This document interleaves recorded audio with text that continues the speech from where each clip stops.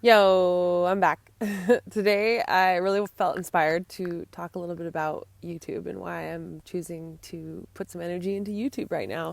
I first want to say that, I think I said this in my last video, but this is really just me forcing myself to practice because I feel like the more videos I do, the more my real, authentic, natural self comes out. It's kind of crazy how just talking to a camera can be so nerve-wracking.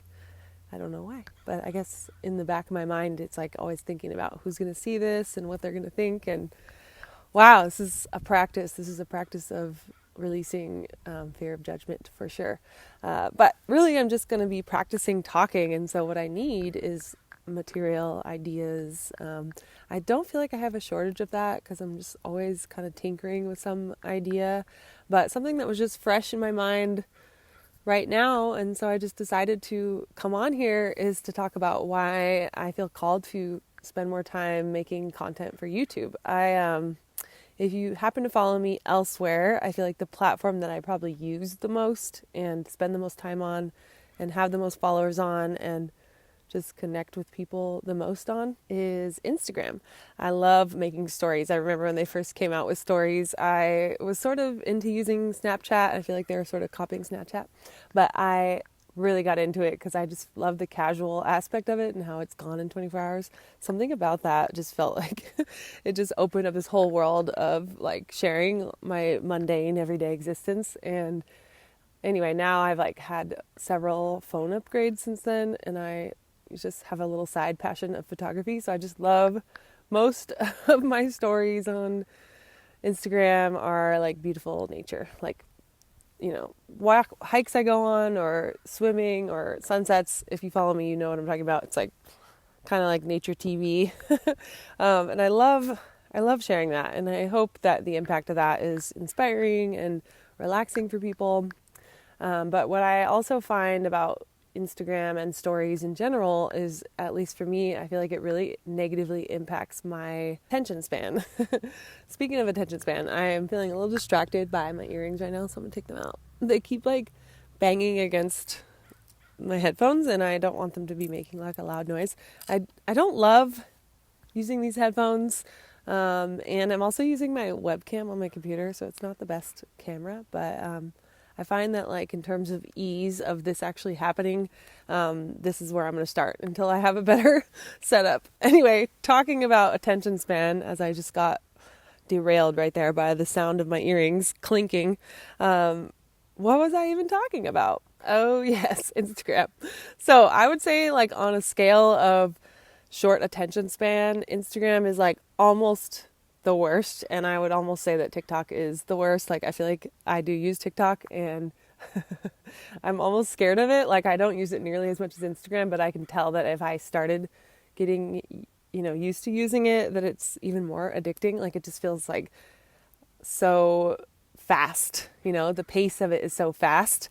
And I tend to just notice, I did an experiment. I've done a couple rounds of this where I'll just like cut myself off from all social media for a period of time. Maybe it's one day, maybe it's 3 days, maybe it's a week. I think that's the longest I've done, which is kind of crazy and kind of sad. But either way, a week is really freaking hard to be off of social media. Actually, no, that's not completely true. There's been a few times in my life that I've been kind of off of social media for like many months. But anyway, recently I feel like I haven't had that.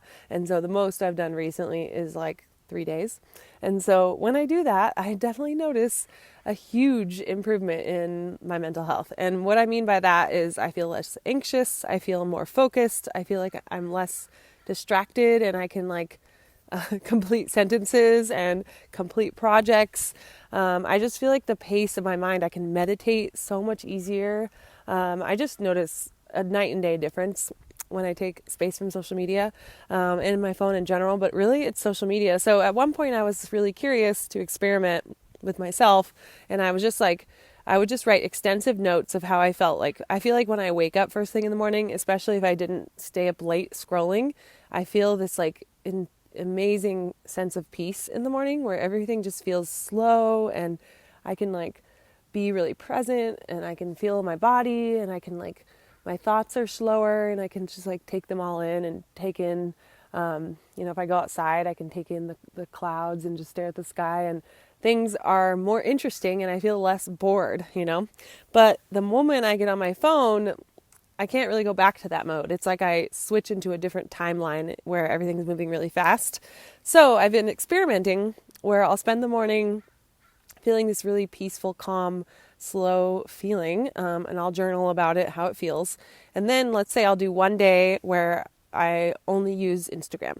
And then I write notes at the end of the day about or throughout the day about how that made me feel.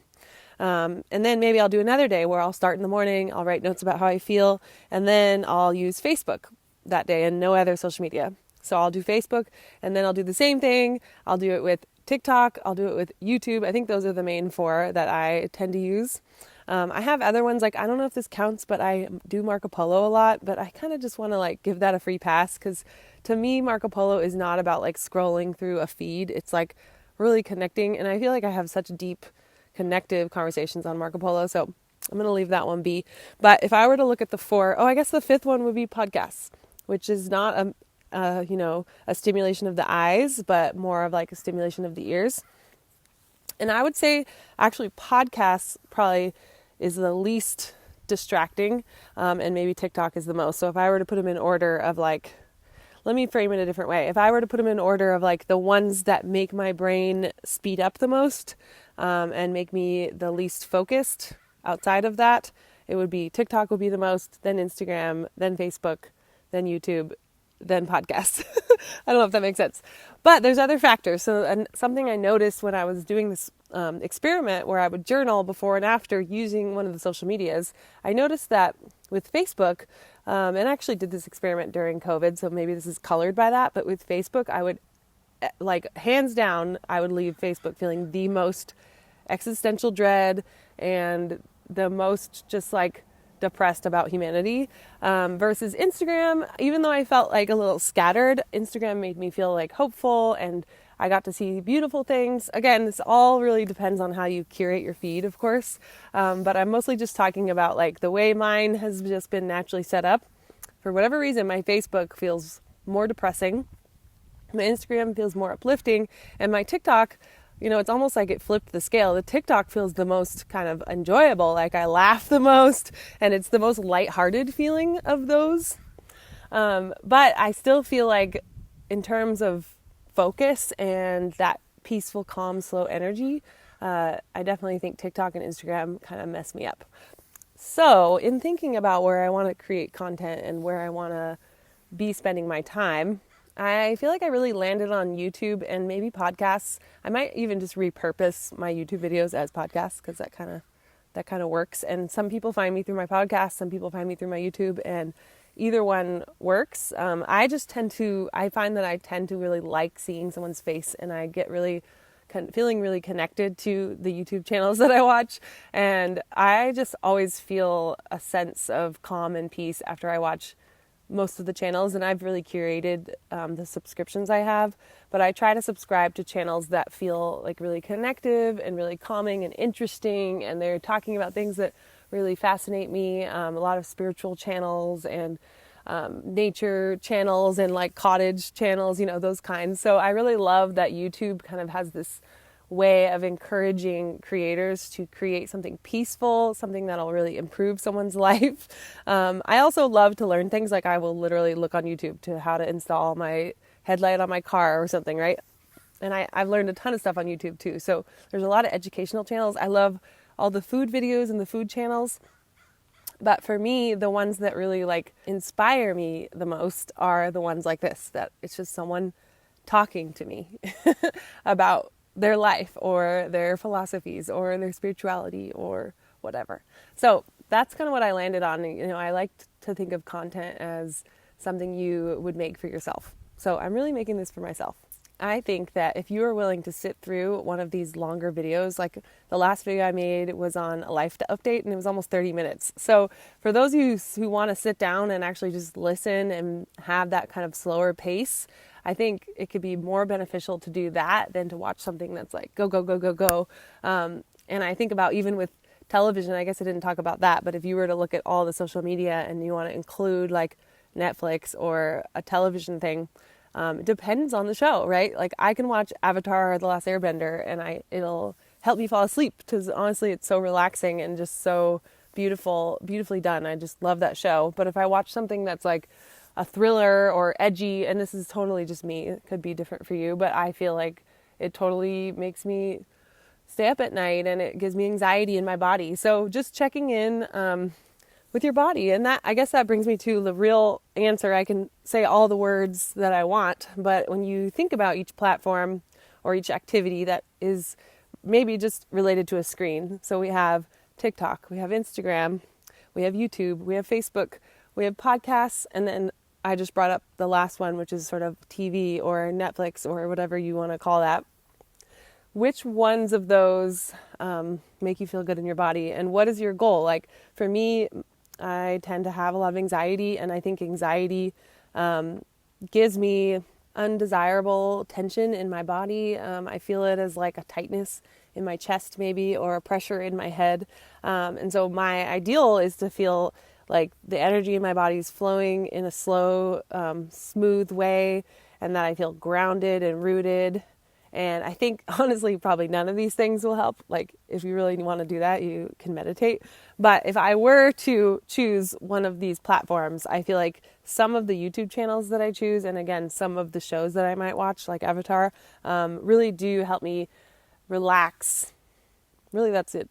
Relaxation, anxiety, and there's a whole spectrum between those two. But I think YouTube is just has the potential to really help you slow down. And for example, if I feel like I can't meditate because I am too scattered, I had too stressful of a day, then the next best thing would be to watch like a YouTube channel that makes me think about something interesting, or maybe a YouTube channel that shows a lot of beautiful nature shots and has beautiful soft music. That to me is going to be a little bit better for my anxiety and for my sleep than, say, like a fast-paced show, or obviously scrolling. The scrolling at night thing, I mean, I'm definitely not an expert at figuring this out because I really struggle, but I feel like my willpower and my decision-making skills just really decrease when I'm tired at night. And so if I do find myself on social media in the middle of the night, it's like, it's just never going to end. The doom scroll. So I struggle with this. This is normal to struggle with. If you haven't seen the Social Dilemma documentary, then you would know that I think there's people that are actually just purposely trying to get us addicted to these things, including YouTube. So I'm not going to deny that. But at least for me, it feels better. And only you could know. I'm not like spouting some kind of science or right or wrongs. I guess my main invitation to you is to have an embodiment practice that's clear enough, that's strong enough, where you can feel when your body feels activated or anxious because of using one of these platforms, and when you feel calm, and when it's actually seeming to help your mental health. And I think that's all I have to say about that. I'm really grateful that you watched this video. I hope you found something I said helpful. This is kind of different than what I was expecting to talk about on here, but it just came up and it was just on my mind, so I thought I'd just rant about it a little bit. So thank you for receiving that transmission, whatever wanted to come through, and I hope you have an amazing rest of your day.